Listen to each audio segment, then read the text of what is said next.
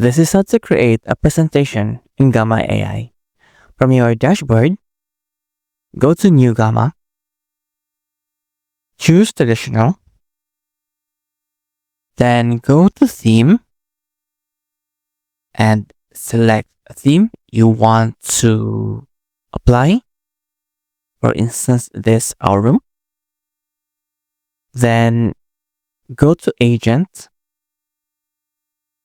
and write a prompt here.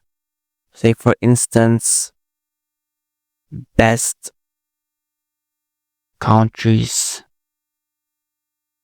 to travel, infographic. So hit enter.